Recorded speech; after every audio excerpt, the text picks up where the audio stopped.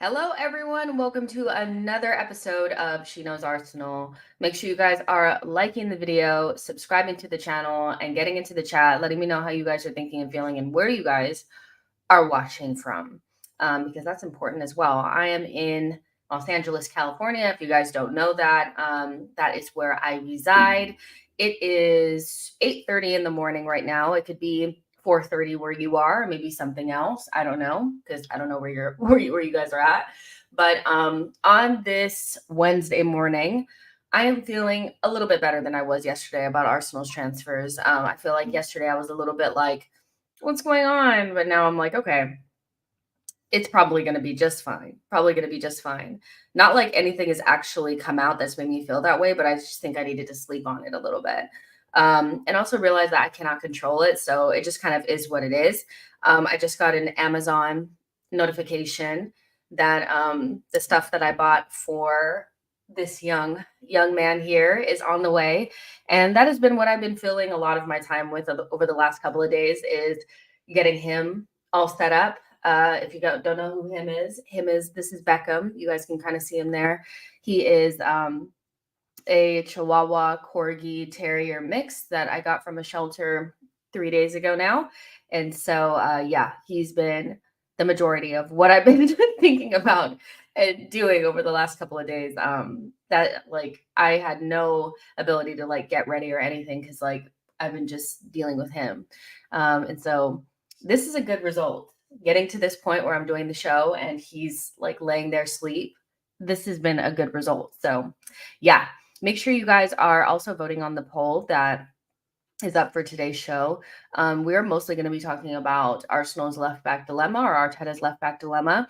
There was a quote that came out from an Athletic article yesterday that was talking about how Arteta felt about his current left back options and what Arsenal will do in the window to maybe fix it. So we're going to talk about that. Who should stay, who should go, and who should come in. So make sure you guys are in the chat letting me know how you guys are thinking about that. The link for the classic watch along is pinned in the chat. It's also in the description box. That's going to be tomorrow at 8 p.m. UK time. So after the show, we will head over to TIFO and watch the 2013-2014 third round against Tottenham. So make sure you guys sign up for that. For all my nostalgia merchants, all of my nostalgia FC people, we will be there. Sasanki says hello from South Africa. Tereni says Ireland. Gerald says Nairobi, Kenya, and it is 6:30. I like that. Okay. So we have people from everywhere, which is so crazy because when you're creating content on the internet, sometimes it does kind of like go beyond you, that people are watching you from like freaking everywhere, which is insane. Here are your headlines for today. Ornstein has confirmed that Sesko is top of Arsenal's list. Arsenal could sell Jakub Kivior. This came from Fabrizio Romano, but it's only for an important proposal, whatever that means.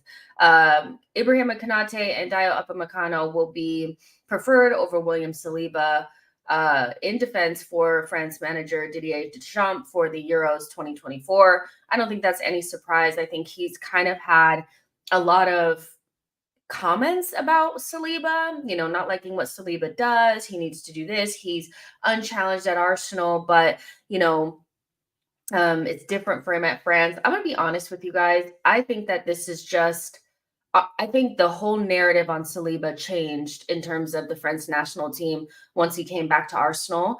I don't think the French media and France in general likes Arsenal. It's weird because we've always had a lot of really talented French players, but for some reason they don't like us, which is weird. And I do think that once, because the whole narrative around Saliba when he was in France and he was at Marseille was that Arsenal were messing up. They didn't know what they had. They had the best young center back in the world and they loaned him out and he'll never go back and he's going to go to PSG. He's going to go to Real Madrid. He's going to go to Bayern Munich. He's going to go everywhere other than stay at Arsenal. Once he decided to stay at Arsenal and commit, at least his short to medium term future to Arsenal, Deschamps' whole vibe on Saliba changed. And I just feel like there's some sort of like undercurrent of you need to do something different in order for me to rate you. And Saliba's kind of like, I know I'm him. So it's just like the weirdest situation, but I'm not surprised. I want our players to play in the Euros because that's what they want. Like, I want them to be happy, but selfishly, as an Arsenal fan, I am kind of like, fuck it. Like, let them tear their fucking ankles up and tear their hamstrings. I don't give a fuck. Those are not my players, so I don't really care. Mariana Caldente, the Barcelona women's player, is expected to sign for Arsenal imminently. We had spoken about that a couple of weeks ago, and Tim Stillman broke the news this morning that she'll be signing, which is a really big coup for Arsenal because we need more talent in that team. And she is talented. So 1+1 = 2. Talented player. We need talent. Get her here. And she's basically on the doorstep. So that's really good news for Arsenal women. And I don't know why I dropped this in here, but I just found it interesting that Tottenham, Atletico Madrid, and Aston Villa are all fighting for Conor Gallagher. He will most likely go for maybe 50 million pounds, which would be a lot. Now, I know some Arsenal fans will be like, see, that's why we should be able to get blank and blank for Emil Smith Rowe, because Emil Smith Rowe is more talented, blah, blah, blah. But Conor Gallagher is like not established, but a member of the England national team. Like, he's always gets called up, and he's also been playing loads of minutes for Chelsea this season. So, playing time and being seen a lot is very valuable. And so it's going to be interesting to see him.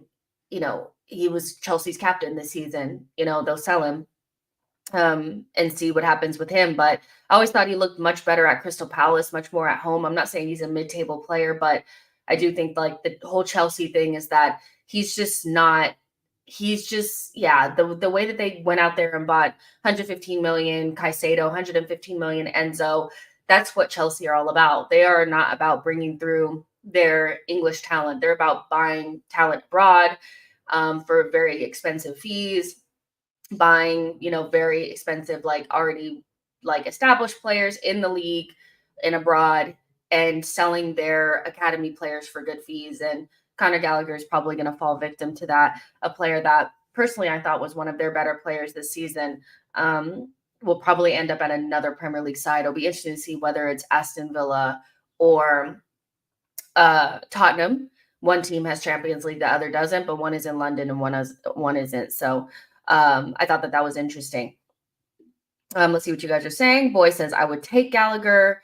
Errol says, hello, Jess. Hello to you as well. Michael says he is from Nigeria. Again, like there's people from everywhere, and there's already 100 of you guys in here, which is crazy. So make sure you guys are smashing the likes and get into the chat. But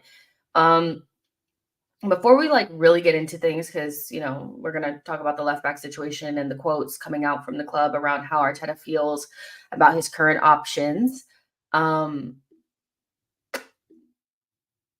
couple of things. Shout out to AB. I don't know if AB is watching, but AB, if you are watching, thank you so much. AB was so kind,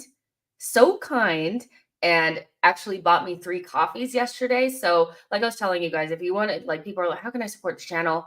Super chats are always appreciated, but not mandatory. But there's also another way you can support the channel and support me by clicking the link in the description to buy me a coffee. You guys know, if you guys have been here for a while, your girl is addicted to caffeine. I love coffee. I love coffee so much that I actually enjoy the way it tastes, which is rare because most people that drink coffee, they'll be like, oh, I don't really like the way it tastes, but I use it for energy. Like, I'm not even really using it for energy. I actually love coffee. Like, it's my thing. It's my ritual in the morning. And AB was very kind and bought me 3 coffees. So thank you so much, AB. I really appreciate it. It's not mandatory, you guys. You don't have to do it. But if you did want to support the channel, that's the way to do it. The way to my heart is through coffee, so you guys can do that. But shout out, AB. I really appreciated that. Arsenal also, like 2 days ago, confirmed that former Arsenal and Everton striker Kevin Campbell is very unwell. It's something that I've known for a while. I actually saw Sophie at I think it was actually the Women's Gold Cup, I believe. It wasn't an Angel City game, but I think it was like the Women's Gold Cup. And she had kind of spoken to me about, because he was ill like a couple of months ago. and they kept it under wraps because it was really serious. And then he was getting better, and now he's fallen like unwell again.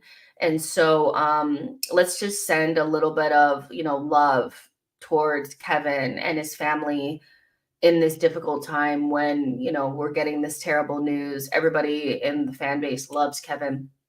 He represents the club so well.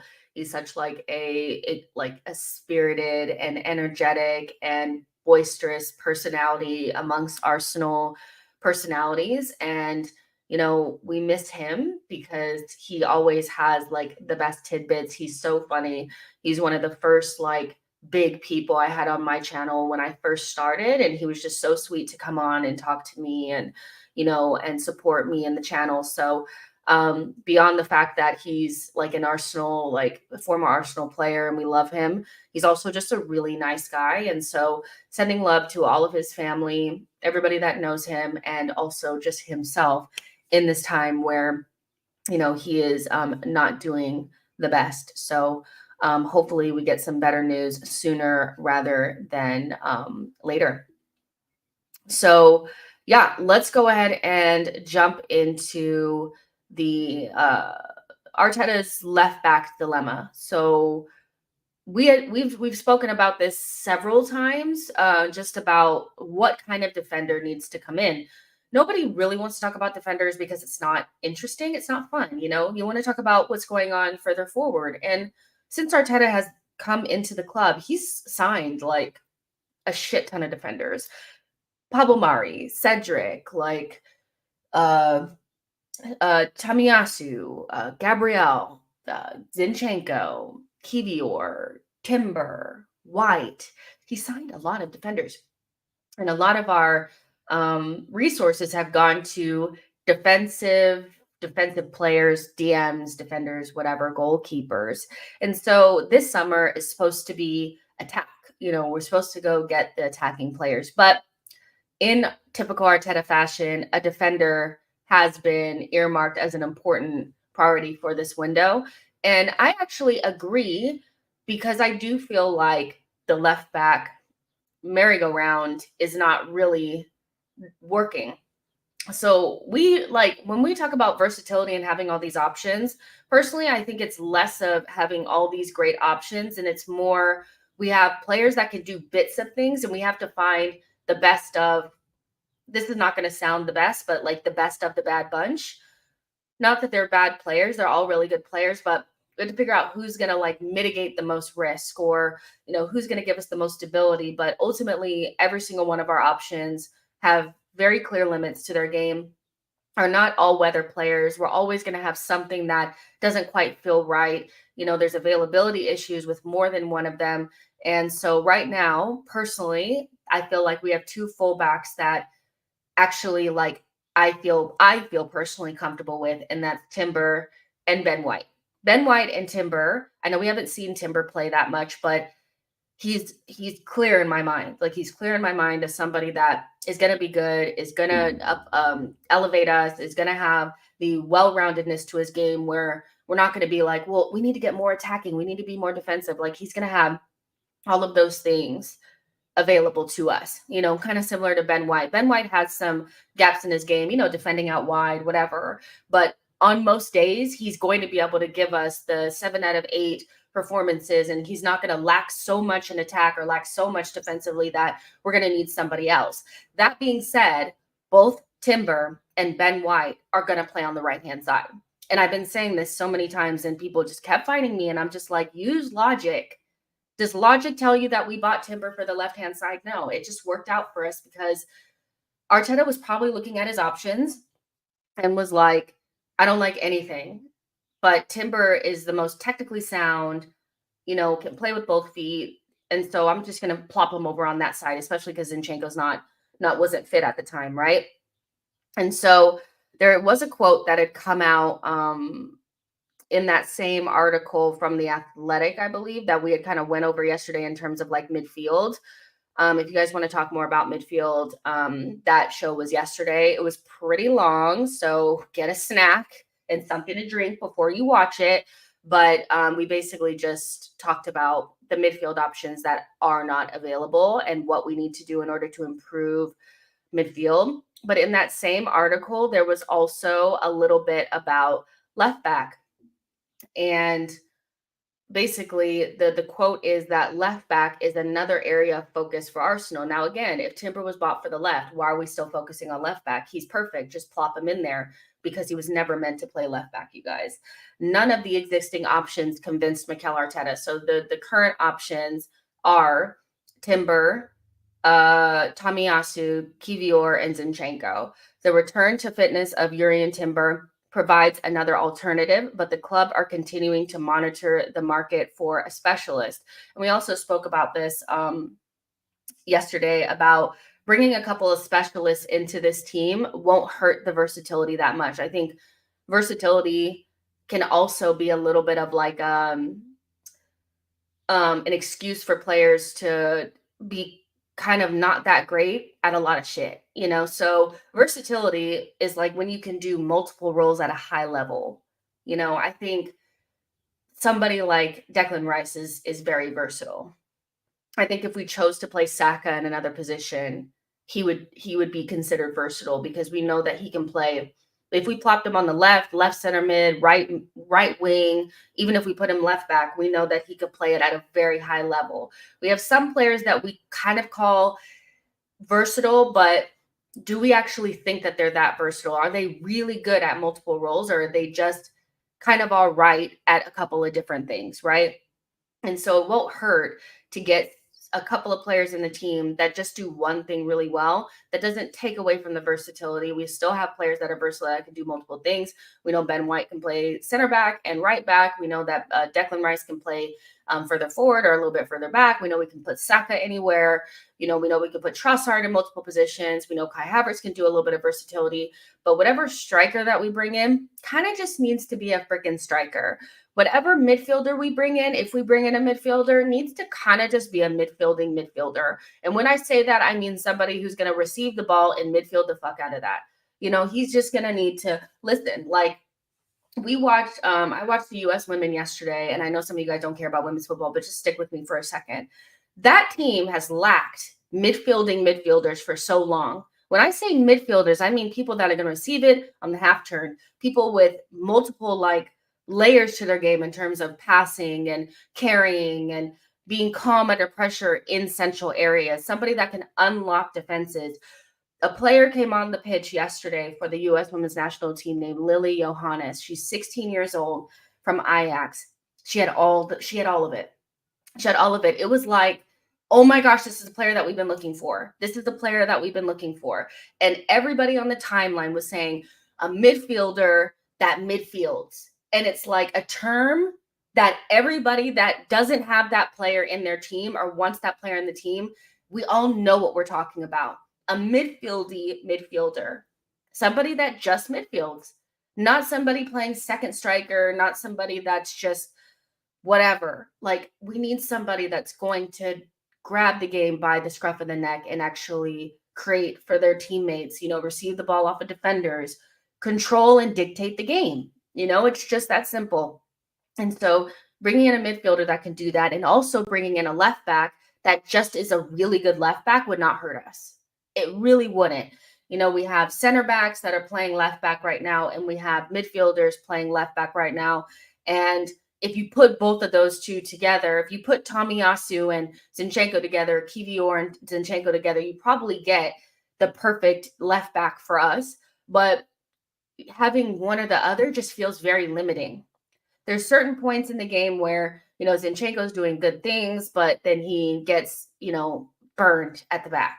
There are certain times where you see Kivior or even Tomiyasu on the ball, and they just lack the ability to, like, you know, hit the ball around the corner or hit a quick pass in between the lines or overlap and hit a good cross in. You know, there's just very like we have pieces of a good left back, but not one just really good one. And that's what a specialist will give us. And it doesn't mean that they just have to be overlapping or anything, but just have a bit of everything in your locker. You know, we basically need a Timber / Ben White on the left. And so that's what Arsenal will probably be looking for. And that's what we need. Where that player is, I don't know. Like, I don't know who that player is, and we can talk about some of the options, but I want you guys to vote on the poll what you guys would do, because in order for Arsenal to bring in this left back, we would need to move probably one of Kivior or Zinchenko on. Both have been linked to moves away. More frequent or more recently, Kivior, for whatever Fabrizio says, like an important proposal, like just say like a good bid, bro. Like, come on. But Kivior has been linked to a move away. Zinchenko has not been, approached for like contract talks. So he's definitely somebody that's probably going to be available for a move, for an important proposal. So what would you do? Would you sell Kivior? Would you sell Zinchenko? Would you sell both, or would you sell neither? What would be the way that you would open up that space for a left back? Because especially for people that are really concerned about Martinelli, you better be very much so locked into this left back conversation, because the left back is going to help Martinelli a lot. Like, we all know that Saka is in a situation where he has a very consistent group of people around him all the time, and those automatisms and that relationship is like very set in stone, and very like almost like repetition, like they've done it so many times that they know where each other is going to be. Martinelli didn't have the benefit of that this past season. He had the merry-go-round behind him, and none of those players are similar. Zinchenko, Kivior, and Tomiyasu are not similar. So every time it switched, he had somebody different behind him, and then he also didn't have the midfielder that everybody's saying that he needs. So this is very much so like it's a left back, and so it's like it's a defender, who cares? But for people that are desperate for Martinelli to get back into form, this is important. So, it's not going to solve every single issue for Martinelli, but it will help him for sure.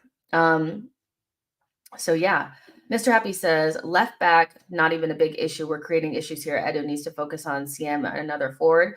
I don't think Arsenal getting a left back means that we're not focusing on center midfield or anything else, but I do feel like pretending like left back is not a concern is disingenuous. I feel like it is. It having no consistent left back, and every single left back being like very limited in what they can do, is stop like the amount of times that people cried about Zinchenko being out there, the amount of times that people have been crying for an overlap for Martinelli, like it is something that needs to be looked at. It's not as important as center midfield or striker, but if we go through this window and don't get a left back, we're going to be, first of all, relying upon like Zinchenko and Tomiyasu's hamstrings, which are very, very suspect as it is.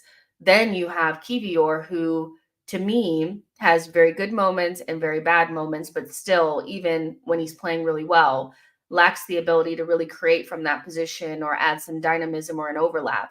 And so, yes, it is a problem that needs to be fixed. We have multiple problems, and none of them should be ignored this summer. There's no reason to ignore left back. There's no reason to ignore center midfield.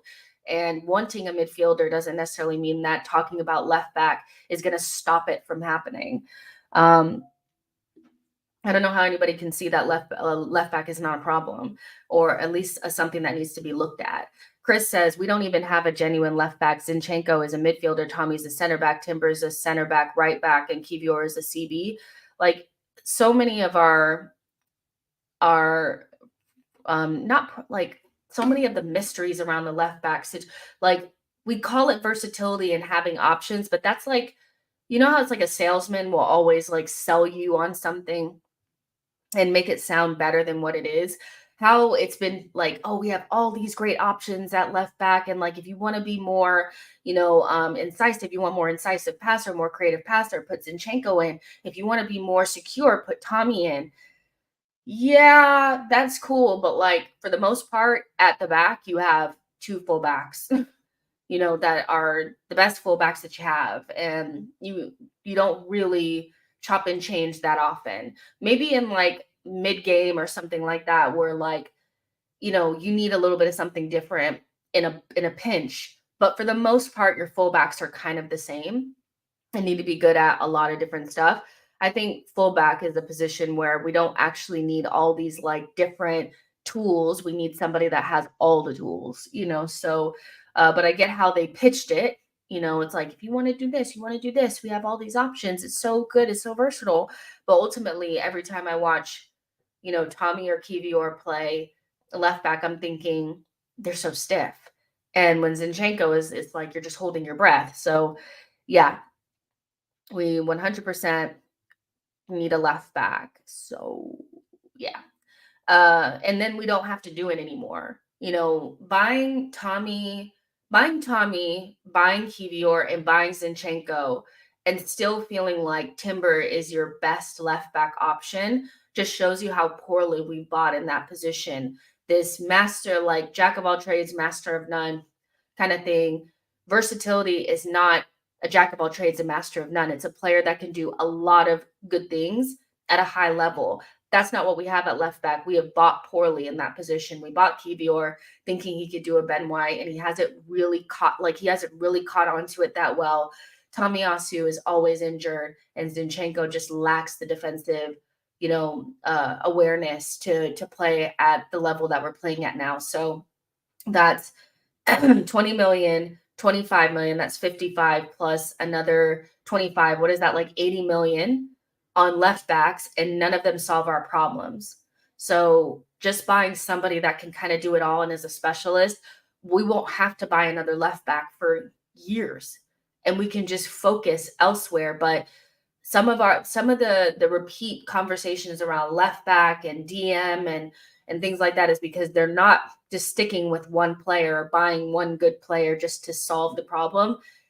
They really lent into this idea that we could just have a bunch of pieces and it'll work, but it just doesn't in certain positions. You just have to have somebody that just gets it done. So yeah. Sorry. Harry says Xhaka and Zinni both leave in back-to-back seasons. I need to lie down. The Eddie says Kivior can be a backup, center back, backup as well as Zinni, unless used as a midfielder, can't be trusted. Mr. Adams says our left back should be either Teo Hernandez or Patrick Dorgu. So, what players, like, if you guys are looking at left backs, I have a couple of ideas, but do you guys have any ideas about left backs that you guys would be interested in, or that you would like to see Arsenal look at? Because a lot of people are looking for left backs. Like when Alphonso Davies moves to Real Madrid, then there'll be a ripple effect there. Alphonso Davies moves to Real Madrid. Do they let one of their players go, or do they keep all of them? Then who's going to replace him at Bayern Munich? I know that they're looking at Teo Hernandez, but do they want to spend the 80 million that AC Milan are asking for? That probably opens up the opportunity to bring in Zinchenko, because Bayern Munich, they never pay the high prices for anything. Like they like to bully the teams in the Bundesliga and take their better players. But I don't know if I can envisage like Bayern Munich spending 80 million on a left back. I know they'll be getting the money for Davies, but you know what I mean?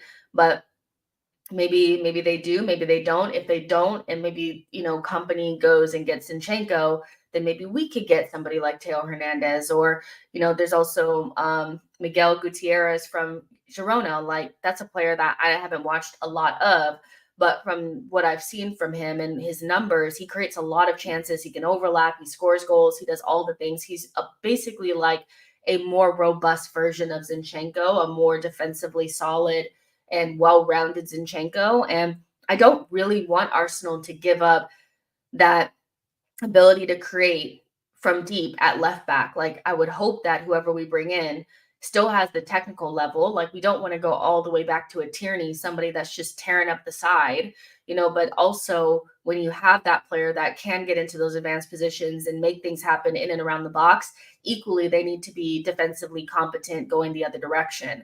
And so, I think the Miguel Gutierrez, he has that. You could go for a Teo Hernandez and go super big. That's if he was available. I've heard of the Dorgu guy, but I haven't watched him play. So there's options out there. Sitwala says Kivior was brought in mainly as a Gabriel backup left-footed center back. Well, play him there. Play him there. Like if he's Gabriel's backup, then play him there and stop trying to play him at left back. Nico says, "Big up, Jess. Smash the like button and sub to Jess." There's 200 of you guys in here. Make sure you guys are smashing the like.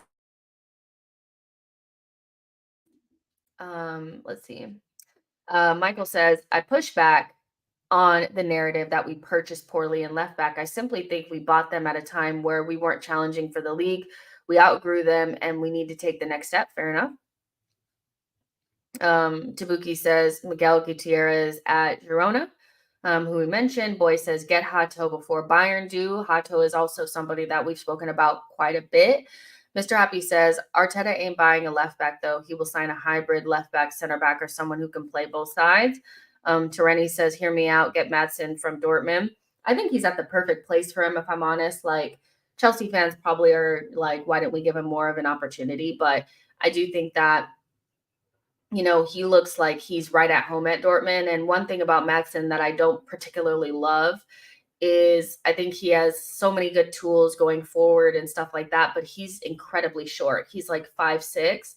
And I know you don't like, not every single player needs to be super tall, but I think one of the things that has made us so good lately is that our defenders are quite big. And so I wouldn't really want somebody that's like would end up being the shortest player on the team. Um, but that's just like a personal preference for me. Like anybody that we brought in, I would hope that they're like 5'10" and taller. Like I think Timber is just about 5'10" ish, that kind of thing. So yeah, he's incredibly short, but he looks at home at Dortmund. Like I don't know if he'd be like desperate to come right back to the Premier League, but let's see how he does like with a full season at Dortmund. Harry says, can seriously see Timber starting at left back next season. Perhaps the left back we sign is there to push Timber and replace Denny. Timber starting versus City in the Community Shield says a lot. I think it says a lot about how Arteta feels about his level, that he's just so good he can play anywhere. But I think that report from The Athletic really made it more clear to me that like as much as Timber can play on the other side, Arsenal will most likely bring in a left back that's left-footed that can just play on that side. Like I just don't see a world where, unless we don't buy a left back, where Timber is starting on the left. Like a left footer on the left side to me makes the most sense. Like it's how we've always done things. A right footer on that side really makes the angles a lot more different. It just cuts off your cuts off your width. Like there's just so many things that I feel like don't make sense about him playing left back. But I also feel like, and not saying this is you, Harry, but there's also this concern about like people would rather Timber move to the left in order to make sure that Ben White keeps his starting position. And there's like this undercurrent of like, yeah, but what happens to Ben White? I'd rather just like put Timber on the left so we don't have to like have competition for Ben. Personally, I just feel like who cares? Like Timber should play on the right and they should fight for that position and we should get a specialist left back instead of trying to figure out a way to like manipulate it where we don't have to ask questions of Ben White. And not saying that that's what you're doing, but I do think there's like a reluctancy because of Ben, because he has to start.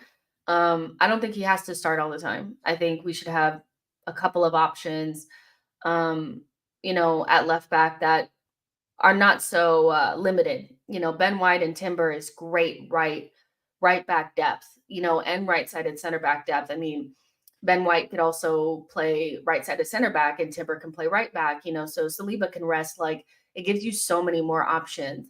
If you just go ahead and buy a left back, it just solves so many of our problems. Chris says, I actually rate Madsen, but Mikel would never buy his profile of fullback, in my opinion. I don't think so either. I really don't. Toretti says his potential is crazy, has great vision, passing, dribbling, pace. He does. He has so much.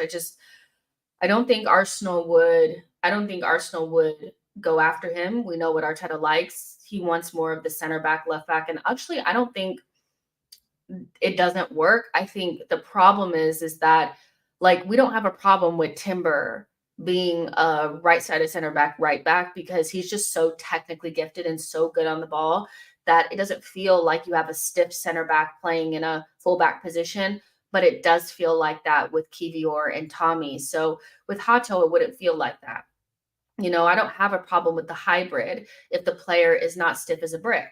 Tommy and Kiwi are both, in my opinion, they should just be playing center back. I know that Tommy's played a lot at fullback, but he just seems more of somebody that, like, especially because of the way his hamstrings be hamstringing, like, he should just play center back, and stop making him do things physically that don't really suit his game. But that's just me. I don't actually have a problem with the hybrid. I actually like having good, capable defensive players, taller, stronger, better 1v1 defenders in those wide areas, as long as they have the technical level to not make us look dumb when they get up into the final third. If they look like they are just like on Saturn, or Pluto when they're in the final third, they're not the right option. And Ben White, one thing that he's, I think, very underrated for is how he's adapted to being a little bit further forward and how his play in the final third has improved a lot. Like, it's improved a lot. When Ben White first came, like, he wanted to get the ball and dribble through everybody, and Arteta really stopped him from progressing the ball that way. Like, he makes him use his passing. His relationship with Saka is really good, but the intricate passing in and around the penalty area and his crossing and all that has gotten so much better. And so Ben White is a freak of nature, and so bringing in these center backs and expecting them to be able to do the same thing Ben is doing is not fair to them. Just relieve Kivior and Tommy of the strain of trying to be something that they're just not. They're just not. Troy says Fofana is what we need. I think players around the back get the job done. Benny will start 90% of the season. Oh, you're talking about midfield. Yeah, I know. We talked about midfield yesterday. Glenoy says Zinchenko, if not sold, should never play at left back ever again. MM says underrated left back would be Cambiaso from Juve, but recently signed a contract. I would say, like, as much as I think people are hoping we don't get a left back or hoping we don't do a defensive signing, mostly because they feel like that's going to stop us from doing something else without using like genuine logic. And like that, I don't actually think that any like left back is going to jeopardize us getting the midfielder or attacker. I do think that where we probably will not get something is probably the winger. I think the winger is probably the least likely to get done, but we'll get one attacker, one midfielder, and one defender. The defender's not going to stop it, but wanting other things does not mean we have to pretend like we don't need to solve this left back problem. And if there's anything that you can guarantee is that every single window we're going to get a defender. So this idea that people are trying to like almost like force it into the ether that we're not going to get this defender, we're getting the defender. If there's one thing, death, taxes, and Arteta buying a defender, like, we're getting a defender. Like, I don't know what to tell you guys. Harry says, I hear that regarding Ben White, Timber's cameo versus Everton was also great. On the flip side, we had the best defensive record in the league last season, so perhaps a more competent left eight. I think, in the league, we were really good defensively, but we also need to think about Champions League. And this is where, like, my thought process has gone more towards Champions League. In the league, and what we're doing is going to get us over the line for 95% of games. But I still think we lack the ability to stop genuine threat on the wings against really tricky, fast wingers. I didn't like how Kivior dealt with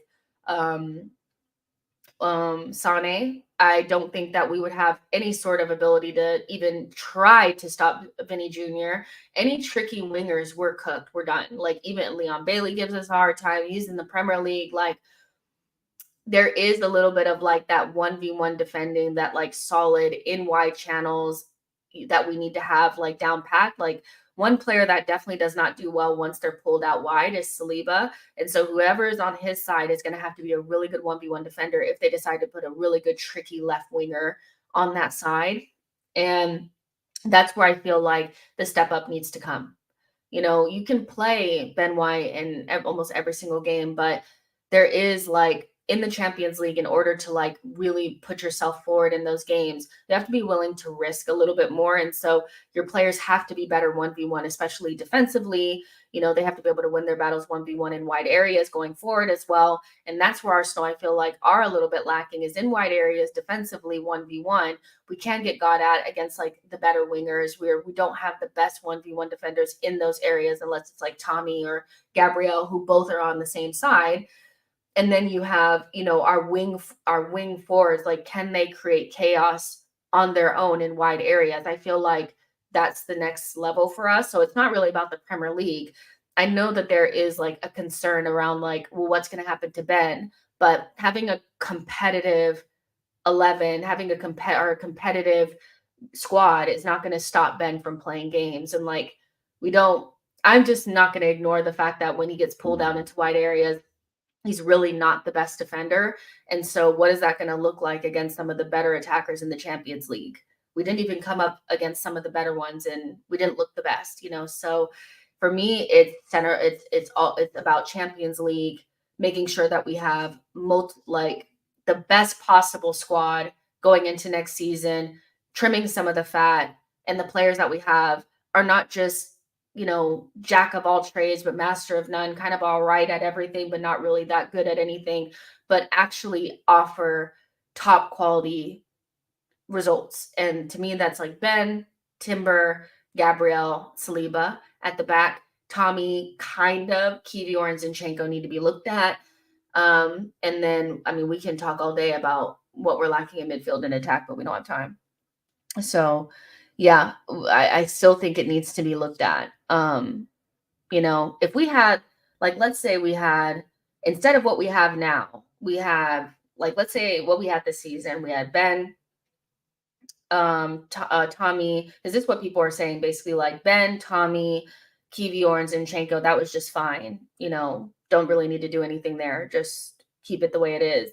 Personally, I think just having Ben White, Timber, and Hato would be infinitely better.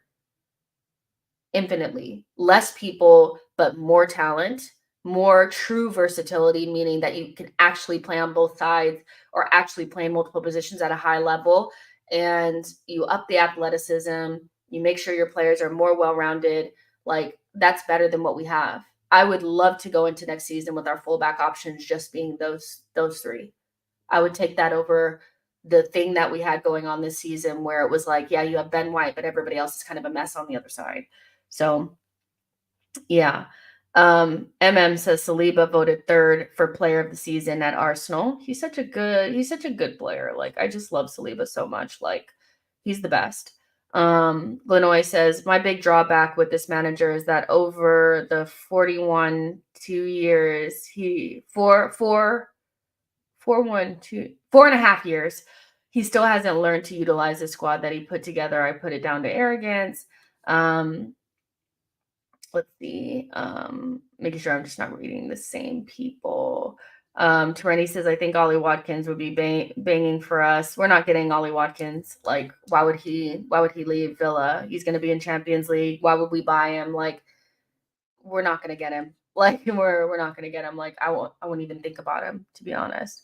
But yeah, I really do think,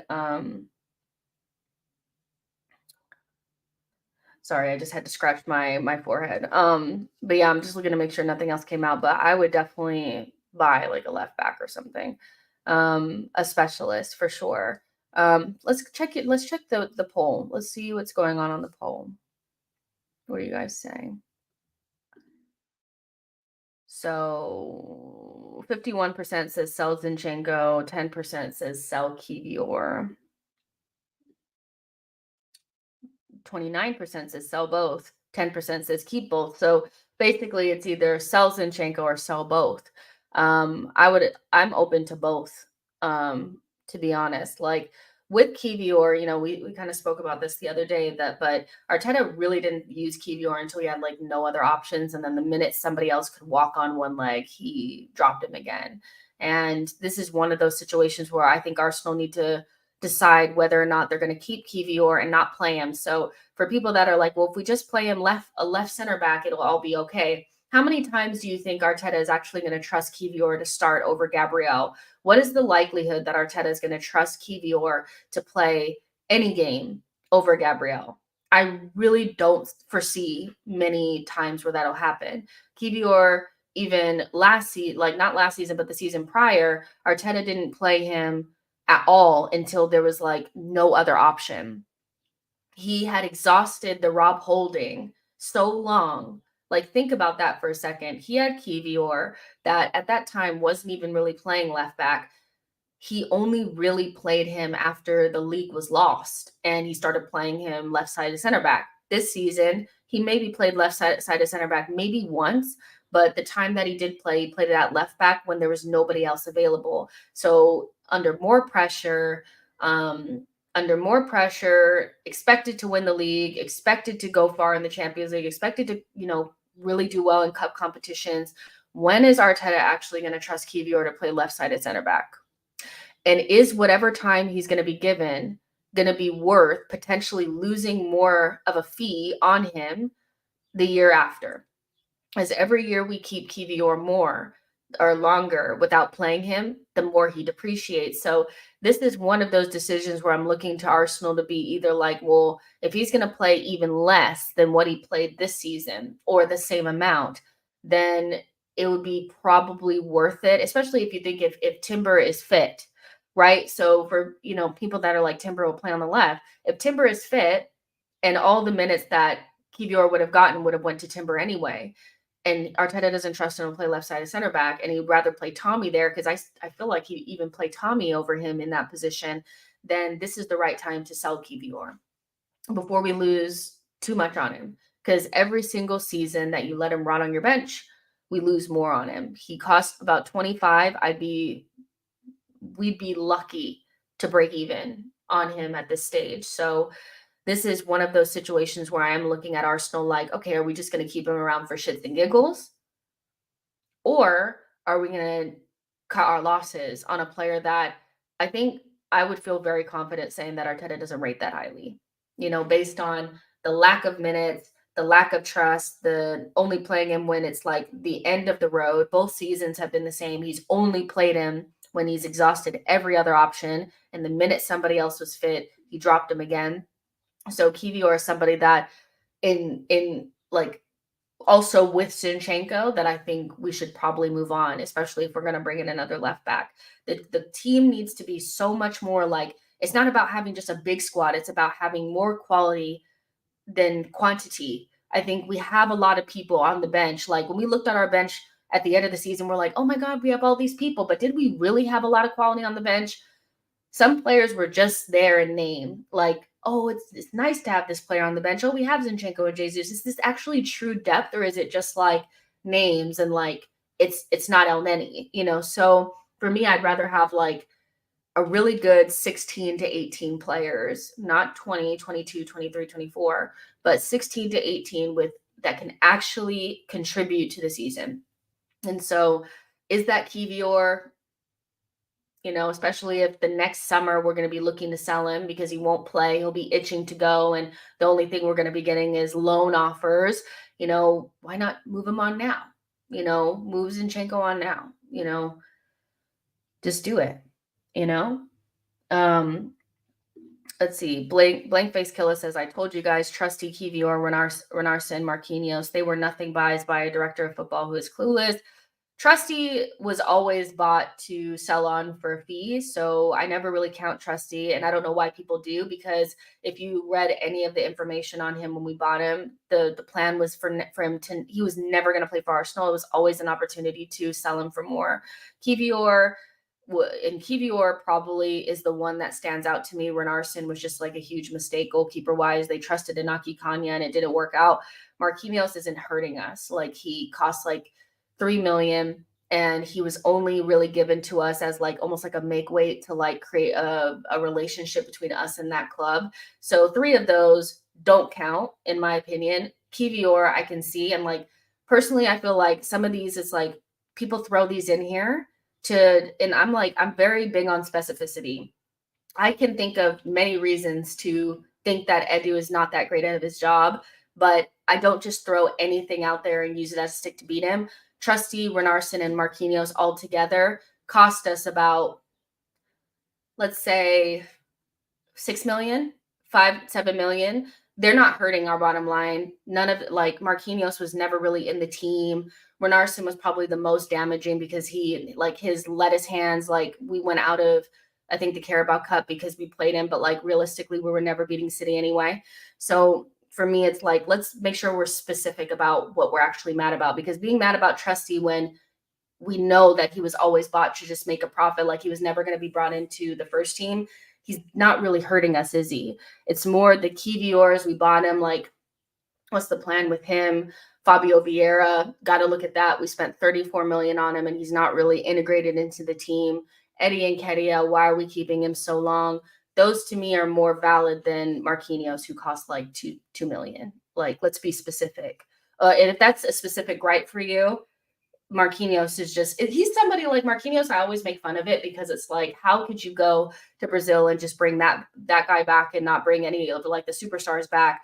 But I remember at the time reading that we only bought Marquinhos, or Marquinhos was like basically given to us to facilitate this relationship.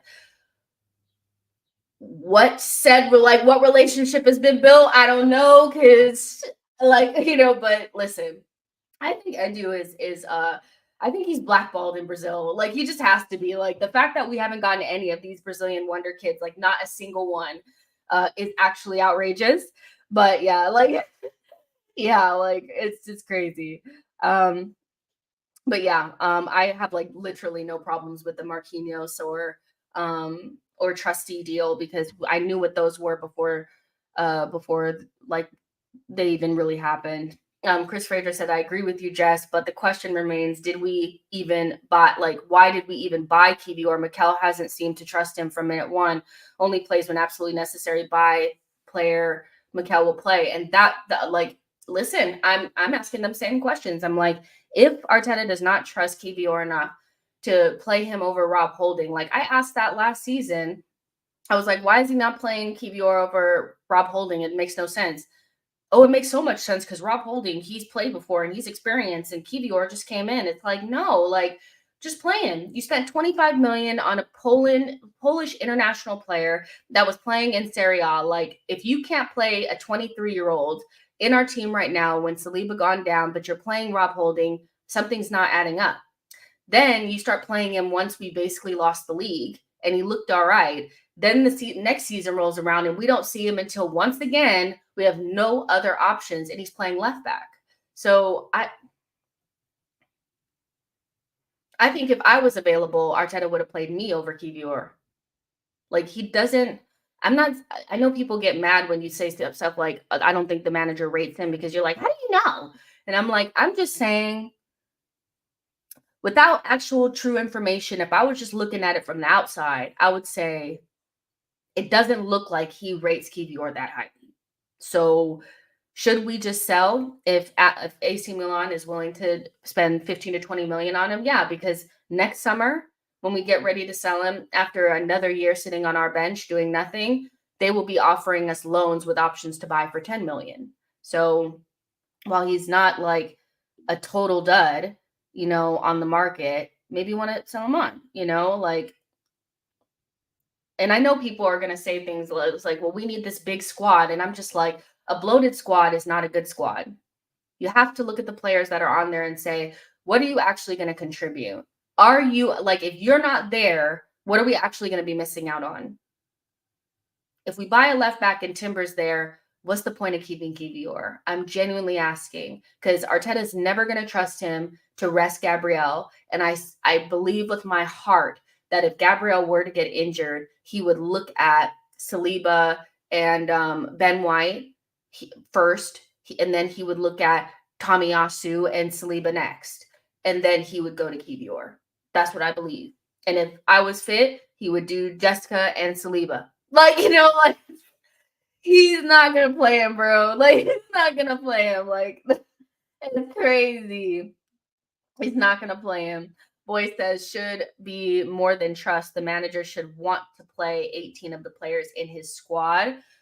Keenan says Hato Faye Diamande gives us the cover everywhere.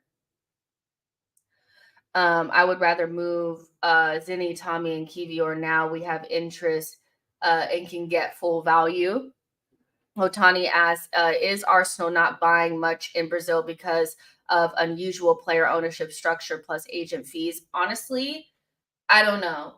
But, I wouldn't mind, like, I know it's not, again, it's not a priority, but it would, like, would it not be fun to have like a Brazilian wonder kid coming through? I don't know. But maybe it is the agent fees. Maybe that's only why you see mostly like just specific teams going out there and get, you have Real Madrid, Barcelona kind of, and Chelsea. And these teams are willing to do whatever it takes to get whatever talent. Maybe I think Arsenal are very um they're very big on not overextending or being, bent over a barrel for agents and stuff like that. So, like our agent fees, like what we've spent recently in agent fees is significantly lesser than other teams around us. So, it could be agent fees, or it could be the fact that Edu's blackballed in Brazil. I don't know. Samuel says Kivior will get better, but he's not better than Big Gabby. We don't have backup CB. We have to stay.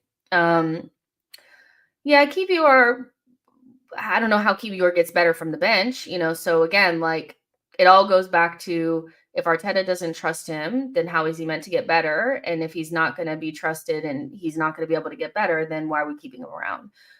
I just think it's a vicious cycle. Like Arteta really doesn't trust the bench very much. Like he doesn't really rotate that often. He just barely trusts Trossard, So, these types of players, like I think he'll trust Ben White to play. He'll trust Timber to play. But on the left-hand side, I think there's a real reluctance beyond Tomiyasu. I think he'll play Tomiyasu at center back, by the way. I think if either one of Saliba or Gabriel got injured, the first person that I think he'd look at is Tommy. Like, I think he rates Tommy highly. Tommy plays everywhere. Tommy plays right back. He plays center back. He plays left back. So you can just look at the way that Arteta treats players and you can just see straight up like who he rates and who he doesn't, who he trusts and who he doesn't.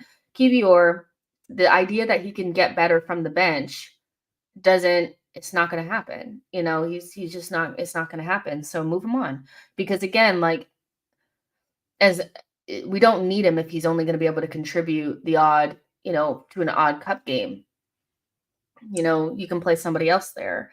I would definitely keep Tommy just because Arteta likes him more. He uses him and he's more like he's actually versatile. Like he can play right back, left back, and center back at a high level. Tommy is actually versatile. Like, is he still limited going forward? Yes, but like he's actually versatile. Where when we first bought Kivior, we were told that he could play CDM and left back and center back, and I haven't seen a high level at really more than just like the couple of games last season at center back. He was okay at left back. He was good at left back when he came in, um, when Arteta had to use him. But I'll be really honest, I feel like we were just playing so well that if we could have plopped pretty much anybody in there and we probably would have just really ripped the team. So yeah, maybe that's doing him a disservice, but Kivior is a good player that I do feel like I like would want it to work, but at the same time, I'm kind of like, if AC Milan was like 15, 20 million now, I'd probably buy Triandolph. Are you okay? Yeah. Um, you're not a real dog parent if you don't talk to your dog in some weird voice. Like it's just constantly like, he's probably so tired of me. He's probably so sick to death of me. Ike says it's decisions like this which gets me tired with the manager, but I prefer not to speak. Nico says, I'll be honest. If Chelsea signed Sesko ahead of us, we're actually cooked because if the roles were reversed and they were in our position, they'll be able to pull it off. Yeah, Blank Face Killer says, to be fair, I just threw out names, some of our most useless signings that have me scratching my head. Fair enough. Chris Fraser says, Jess at CB, listen, he'd be like, Jess, warm up. Like, he's just something about Kivior he doesn't trust. And I think I get some of it because he's had some really big, like, bloops. Like he has, like he's had some really big bloops at times. Sometimes like we've been punished for it. Sometimes we haven't. But I would say all in all, like Kivior definitely falls in the question mark category, like more than anything for me. And I think he's a good player.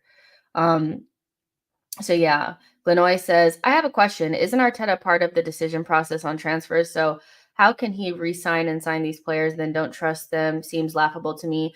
I think, you can be a part of the process, but I think with some players there's a bigger push from Arteta, and then for other players there's less, if that makes sense. Like they'll show him a player, like maybe he'll say, I want a player that can play left back and left-sided center back, and maybe the player that he wants is not available, and then maybe Edu brings like, here are 2 or 3 options that fit your description but aren't necessarily who exactly you wanted, and Arteta has to pick. Like that's what I think happened with Tommy. We were going with Ederson or Everson. What is his name? Everson? What's his name? Emerson. We were going with Emerson and Tommy were the options for the player that could play left back, and Arteta picked Tommy as the player that he wanted. Maybe Kivior was one of 2 or 3 options and he couldn't get who he really wanted. And he was like, well, if you want this player in this window, you have to have this player, then pick this person. Um, but I think it's really obvious sometimes what players that Arteta really pushed for and which ones he may not have. And like Rice and Kai are definitely Arteta signings, like through and through. Like he really wanted Kai, so he made it work. He gave him loads of playing time. He really wanted Rice, loads of time. He was always going to play, but you know what I mean. Jesus and Zinchenko, definitely Arteta signings, always given a lot of time, always playing. Like Zinchenko, and Jesus fell back a little bit this season, but I think had they been fit from the very beginning, both of them would have been playing. But the season fully got going and got, like, by the time Jesus was ready to play and Zinchenko was ready to give minutes, we had already found other solutions.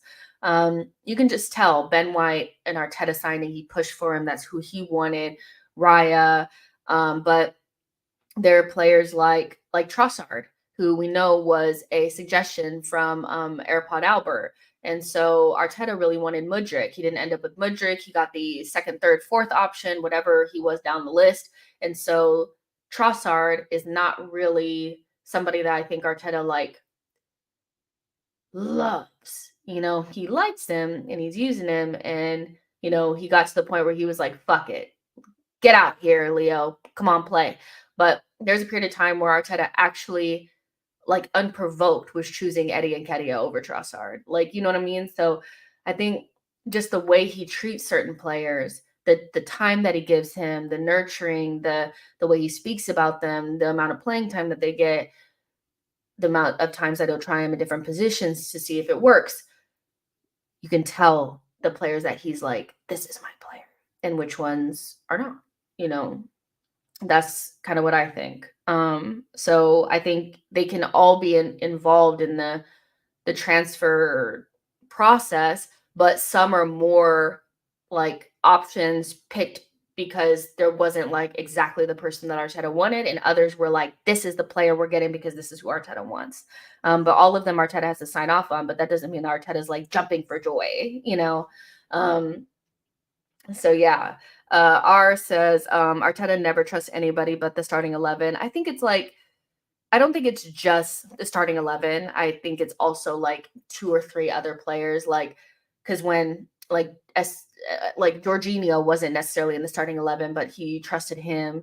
Trossard, he started to trust him. Tommy has never really been around the starting 11, like a firm part of the starting 11. He trusts him. So there are a couple of players outside of the 11, but all in all, like, we could use 2 or 3 more players that are in the 16 to 18 group that he really like. Instead of having like these other like 10 guys that he doesn't like, it'd be nice to have just like 5 or 6 that he really trusts off the bench. It's just more quality than quantity. But I hear your point. I really do. There's 300 of you guys in here. Make sure you guys are smashing the likes.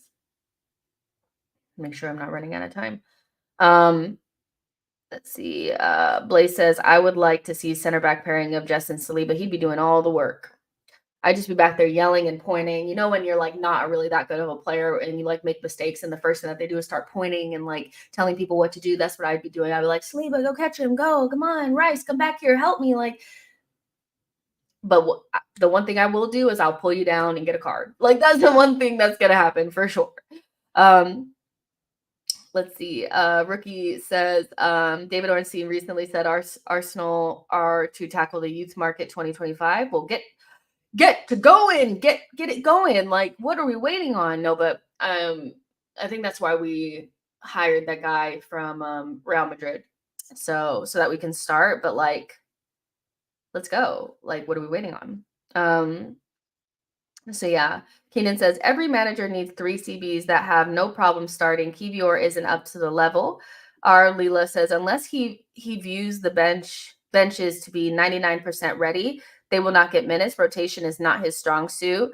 Rotation, trust, allowing players to create an environment where players can make mistakes and continue to play like for a couple of games, like while making the mistakes while we don't drop the points. Like I think that's the balance. I see Klopp did it a lot where he would rotate like younger players in like Kwanzaa or, whatever players that they have off their bench that aren't as good as the starters. And yes, the overall quality of their play would drop. You would see it. Like you could genuinely see it. Like if they started like Kwanzaa instead of Kanate or, maybe like the right back that they had that was really good, but not as good as Trent. If they started, was that Curtis Jones instead of whoever, you could see there was like a drop off, but they would still win the game. So instead of winning the game by 4-0, they'd win it by 2-0, and it would take them a little bit longer to get the goal. But then those same players would start the next game and start the next game and start the next game until they were comfortable enough to like really like contribute. And so I do think that like finding the balance, I'm like, if you think here's always how, like, I'm always going to frame it this way. If you feel like if let's say instead of starting Odegaard, we started Fabio Vieira. So the midfield is exactly the same. Let's say it's Partey, Rice, and Fabio Vieira. We're giving Odegaard a rest. And we also want to give Gabriel a rest. And we take Gabriel out. So 2 foundational starters, but you replace them with Kivior and Fabio Vieira, but everything else stays the same. So you have Trossard / Martinelli, Havertz, Saka, everything else is the same, but you have Fabio Vieira and Kivior. If you don't feel like you can win that game with those 2 players in like, let's not say like the highest stakes game. Let's say like away from home at Wolves, away from home at, I don't know, Brighton, then they're not good enough, because we should be able to make those changes. And unless it's against like City or a top rival, we should be able to go without those players, and those players should be able to come in and we still win the game. Is it going to be as smooth or whatever? No, we're going to expect bumps, but there needs to be a way to create an environment where we can make those changes, 1 or 2 changes, rotation, light rotation, where the whole like house of cards does not fall down. And right now it feels like maybe Arteta either believes that those cards will all fall down, or he knows that they will. Like when we played without Saka against Everton, we still won, but that shit was tough. So maybe he looks at games like that and he's like, no, just do the starters. But how do you create an environment where they can come in and be usable parts of the squad if you don't actually like test that out? If you don't actually give them 3 or 4 games in a row and we just play them and, like, where do they get the experience to play in the first 11 if they don't ever get the time? Like, you know what I'm saying? So I hope that makes sense. But I do feel like that is like a big blind spot. And that's why like there are players that just kind of like are chilling on the bench for long periods of time. Is Arteta may feel like even just that one change the whole thing falls apart. And if that's the case, then we have a really poorly built house, in my opinion. I feel like the foundation shouldn't be so brittle where you take out one brick and all of it just goes crumbling down. So figure it out. Um, Manine says, is there much of a gulf between Akanji and Kivior other than athleticism? Because I remember his BBB blunders. If athleticism is that important, why did we get him? Somebody said Kivior was the fastest in the team. I ain't seen him be fast not one time. Like, that's crazy. Like, it's crazy that that's what was coming out about him, and he was not that fast. But I think it's all about confidence, to be honest. I think some of our players that come off of the bench are always at a low ebb because even if they play well, they know they're not going to play the next game. You know, they're going to get the odd game here, they're probably not either injury enforced. So not just like random, but like injury enforced or in a cup match that Arteta is basically telling me he doesn't care about because of how heavily rotated the squad is anyway. And you're expected to perform at a high level after rotting on the bench for weeks. And then when you don't perform well, even if you were to perform well, you're not going to play the next game. So I think the difference is just like Akanji knows, like when he's playing at City, he's going to get 3 or 4 games in a row because he's going to be like, they're going to do the forever rotation. And so I think he can relax a little bit more, knowing that like it's not the end of the road if he's not the best. And then he also has such good players around him that it's like they're going to win anyway. I think the biggest difference is environment, with our squad players is like, do they feel like they can perform at a high level in the environment that they're in? As somebody that's been a starter in a team and somebody that's been a non-starter in certain other situations, when you know that no matter what you do, you're not going to start the next game, and when you spend long times on the bench, games on the bench, you're not as motivated to perform when you get the chance as you are when you're sprinkled in and out and you feel like an important part of the team. But that's just me. Let's see. Glenoy says Cedric, Willian, Pablo Mari, and Kedia Arteta signings all not good enough. Let's see. IP says, who do you think would be a better left back between Estupinian and Hato in our system? I feel like Hato, but I love Estupinian. I think he's really good.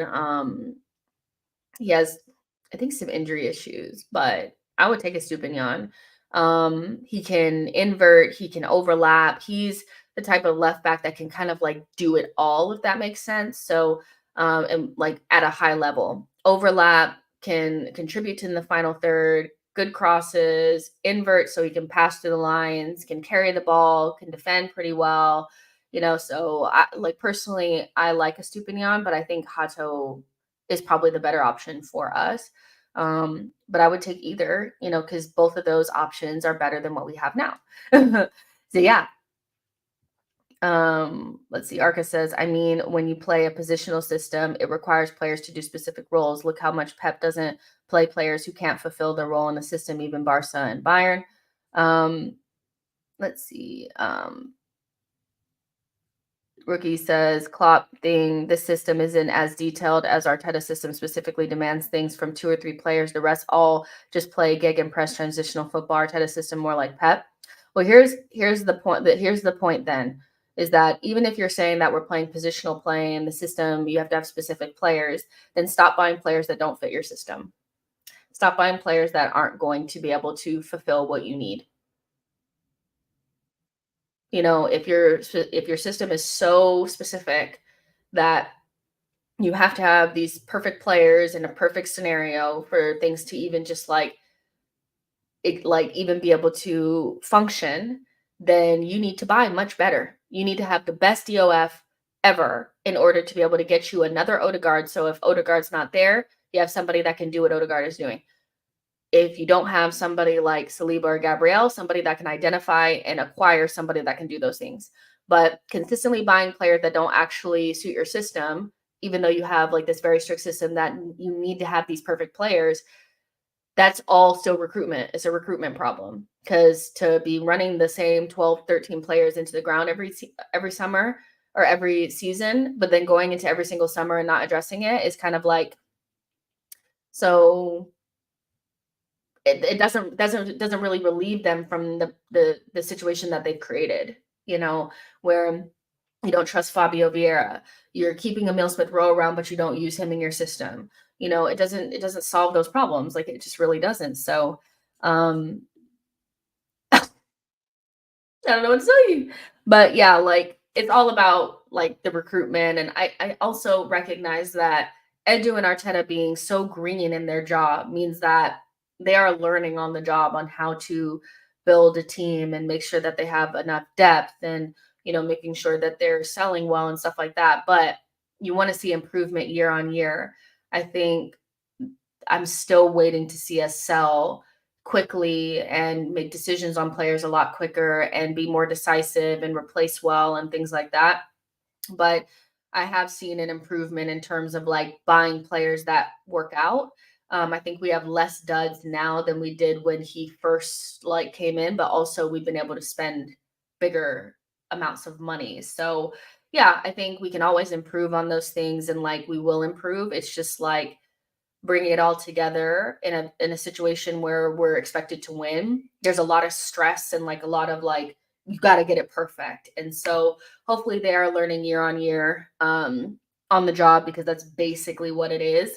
But the left back I do think needs to be secured. And like I said earlier, for those of you guys who are just joining, there's 300 of you guys in here. My personal preference would be to sell, if not one, if at least one of Zinchenko or Kivior, but I would be open to letting both go. If you could get almost all of what you paid for Kivior back and then get a decent fee for Zinchenko, who has 2 years left on his deal and you're not going to renew him, that would open up a really good spot for somebody who's more of a specialist, and that player is going to play 90% of the games. Tamiyasu could cover left back, which I think he is actually better at left back than he is at right back, funnily enough.